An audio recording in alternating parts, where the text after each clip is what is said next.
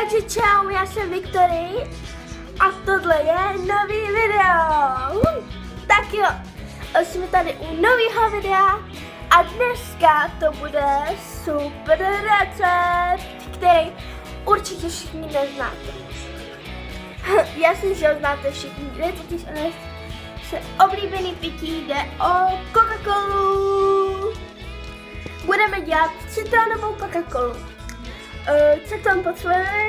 Citron, kol. Jo, já mám tady tuhle skleničku, tady mám kolu a polovinu takového šišatého citronu. Tak jo, co uděláme? Takže otevřeme si skleničku, co se smí. Já se omlouvám, že někdy ta kamera bude jakoby dělat takhle, protože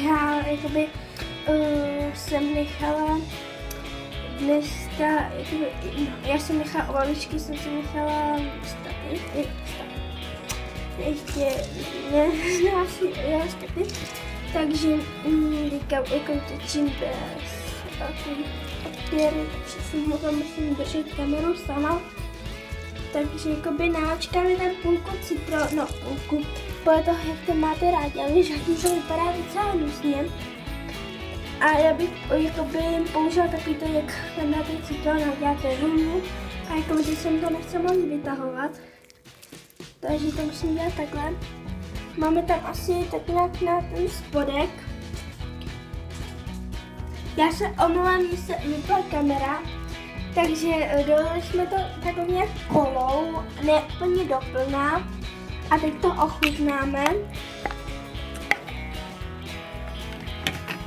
Já tam asi trošku přidám citron, protože já to mám rád takový, víš, jako chuťově citronový, takže ještě tam nějaká citronu. Víte, proč tam nechává trochu toho místa, no, kdyby bylo moc citronový, to si tam můžete ještě dolít kolu, jo, takže, nebo naopak málo. Takže to zavřu. Tak jo, tohle je konec tohohle videa. Tohohle receptu. Miluji kolo citronem. Tohle je konec tohohle videa, tohohle receptíku. Doufám, že vám to chutná stejně jako mě. Takže mějte se krásně a pa! Uvidíme se příští. Viktorie se loučí, pa!